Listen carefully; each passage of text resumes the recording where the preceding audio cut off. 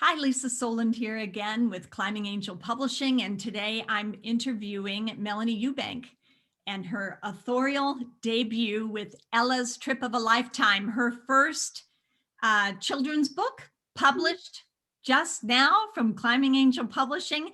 We also have other books real quick: Wheels Off, God's Hands and Feet, The Boy in the Bagel Necklace, and I Like to Be Quiet. Melanie, however, is the newest author, just coming out very soon. Make sure to get your copy on Amazon or Barnes and Noble, any other platform, Target, Walmart. I believe it's going to be available on all of those all over the world. Melanie, what's that feel like? It's a little daunting, but it's super exciting. My goodness, and I mean, I get to sit in my little booth. I have a little sound booth because I'm a voiceover actor, because I voice audiobooks.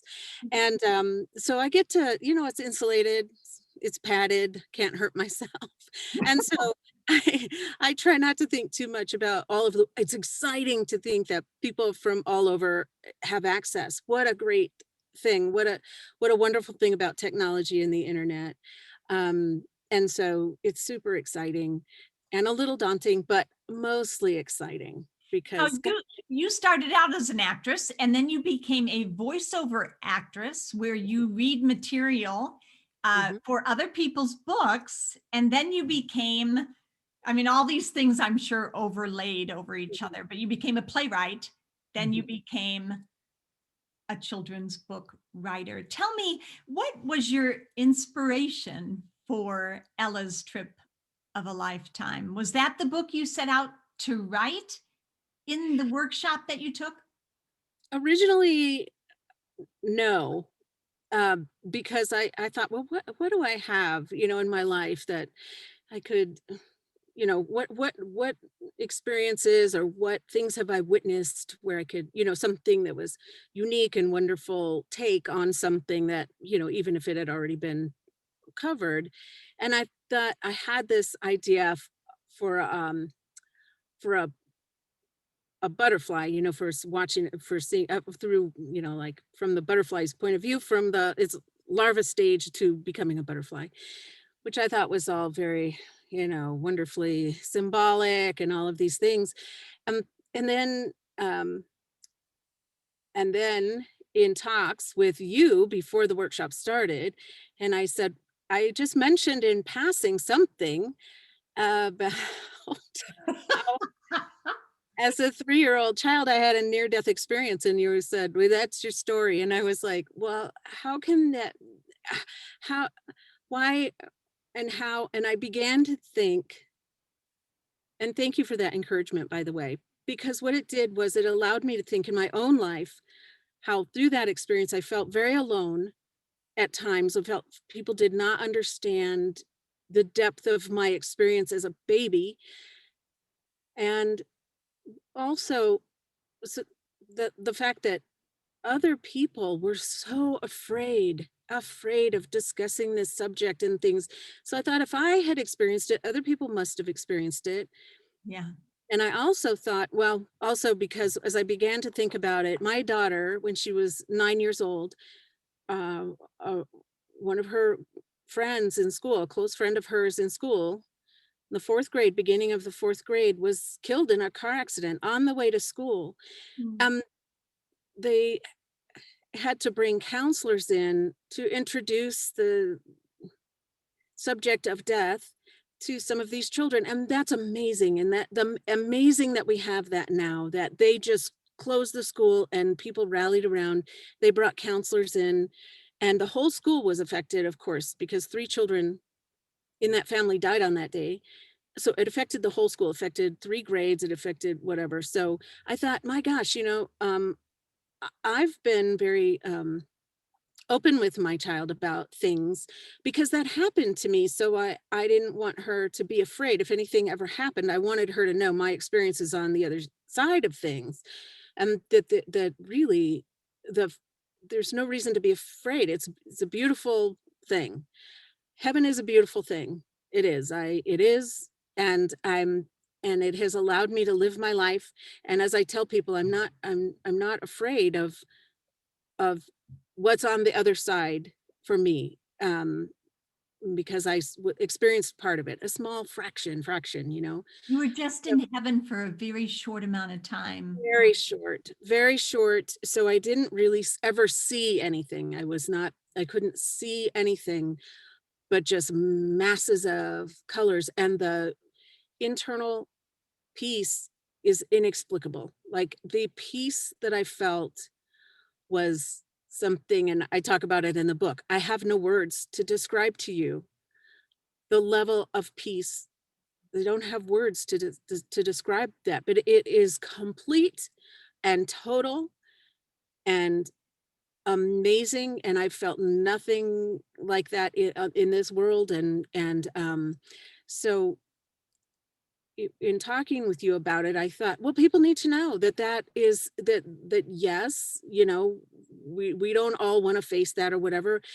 But if you're facing that, if you are a child who is terminally ill or critically ill and might be terminal, I want children to not be afraid. And I've been there. And so I can just tell you that I like got to look through the glass, and then I was sent back here. I was sent back here to accomplish something or When you something. when you were there, the book says that there was a knowing, more than there was an audible voice, a knowing that you had to go back. Mhm, And then as a young girl in the story, she's not as young as you actually were, but in the story, your brother, who is, with your mother and dad by the poolside where you almost drowned, your little brother's calling to you to come back. So you've mhm, got God telling mhm. you to go back and your brother calling you. I mean, it's pretty clear what you were supposed to do at that time. Right. Yes, I couldn't stay. And that's I and as a baby, as a 3-year-old baby, I was really angry. I mean, I was like, you have got to be kidding me. In my 3 years on earth, I knew this was better than anything I was ever going to experience on earth, and I was like, I have to go back? What do you mean I have to go back, you know? But it was like it's not time yet. It's not You time yet. you know what I love about your book? Ella, our protagonist in your book, her mother says she's got a brain filled with squirrels. And Mhm. and I have to tell you, when I think, I'm a Christian, when I think about going to heaven, I think about getting rid of those squirrels in my mind. Our brains were created, of course, it's an organ and it's a tool, and Mhm. it's used as a tool, but just being a human being, I personally, as an artist, and inundated with, just bombarded with idea after idea, and in some cases doubt Mhm. about my craft. And I feel like I often have to overcome that or jump that hurdle. The thought of being in heaven and no longer having Ella, of course, the squirrels in her head, no longer having those squirrels, no longer having self doubt. I mean, I can see why you as a person would not want to come back.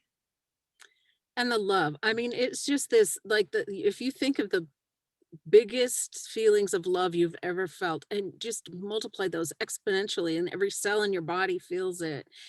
And it's I still have no words. I've written a book about it and I just have no words, but it's just that complete total utter peace and that feeling of love and comfort. And it's it's not even that you don't even miss any of the pain or suffering or anything. It's just it doesn't even occur to you that it ever was part of your life. It just all seems to be, for me, it was just wiped. And I was like, oh. And so I came back and with a message. I came back with a message, and it is about that love. It's about that love. And so it's it's just an intrinsic knowing of a message, is, as you had said, I didn't hear anything when I was there. I did hear the pullback. I heard the cries of the people, my family, that you would have left behind? pulling me back. So it's funny to talk about. I'm fairly pragmatic person, so when I talk about this, people are like, "What?" And you go like, "I know, don't be afraid. It's really okay." But I want people to know. I also, it's a funny. Ella is funny, and she's sweet, and she's flawed, and she's a goofball, and she's got all these things going on, and she's just like such a great kid, and Sylvia has done such a beautiful job drawing her and her family. And um and I and so it's an entertaining book. It's entertaining, and it's funny, and it's sweet, and it ends well. Now, But sorry, you talked earlier about the butterfly idea. mhm. Now that certainly would have been safe, wouldn't it have? But this is not safe. I mean, the idea also, but just the concept of writing something that actually happened to you. So it's based on a real event. What's that like, working on creating that story? It's one thing to create a story that came from your real life, but then now it's being launched and it's going to be available all over the world. What's that like? Well, in a way, it's sort of, it feels very exposing. But in another way, it is the core of my truth. And so, in sharing, anytime a person shares their truth, they feel exposed. To me, it can seem an innocuous story. Somebody shares a story about something that happened as a kid. Well, in their world, it is, they're exposing themselves and trusting that you're going to receive that and love them anyway, or whatever their idea of how it's going to go. And so I know that it's my truth. And so any concerns I have about the way people might receive it, it's none of my business how they receive it, because it's my truth. And my job was to tell my truth through a beautiful child that is not me, and that at the core of her is my truth, in that experience that I had, and the change that she experiences through that, um in the maturity that she gets, and her life path, how it changes, Now, is my certainly, truth. you know, it- if this was a movie that we were sharing with the public, we wouldn't want to give away the ending, but it's a children's book Mhm. and people are going to buy the book anyway. What's the bottom line? What's the theme of the book? What was the lesson that you learned that you came back to teach and are teaching in the writing, and then, allowing Climbing Angel to publish it? What's the secret, Melanie? What's life all about? Well, the very clear message that I got was just, it's very simple. It's two very tiny sentences, and it's give love, be love. And that's it. Give love, be love. And um the the hurdle, and I talk about that in the book, the responsibility to do that and remind yourself on a daily basis, that's my job. And my job is just to be in the moment, um, and give love, and be love, so that other people can see an example of love. And that goes for whether what you believe, or who you worship, or what you think. That is the point of all of it that I got when I was there. And I was sent back with that very clear imprint on my heart. Like it's like this is just I can't even explain how you get the message, but it's just an inner knowing that I came back with. And also couldn't deny it. And I couldn't, it's two very distinct, clear set, talk about distilling it down to the words, give love, be love. there's no squirreling away from that, you can't be like, "Well, I thought you meant," or "I interpreted it as that." It's very clear. Yeah, So we that's are limited. We are limited, aren't we, as writers? The language limits us, and the challenge for a writer is to always try to find the right way to express an experience or a feeling that we're having or the feeling one of our characters is having. It's not an easy task. Um, with the words that we've got. But, I can't help but think about how you tried to describe um, how that information was transferred to you. To me, that's a lot like trying to create a great story. When you're sitting down to the blank page to write, there is a sense inside of you, like a story that is coming, welling up within you. And then your mind kind of wanders to certain things that are going on in your life as you're feeling that leading. It's a leading of what you're to write, and it's the same kind of inner knowing, the still small voice. The Bible says it's the still small voice. How do you listen to that? How do you listen for that as an artist? it's really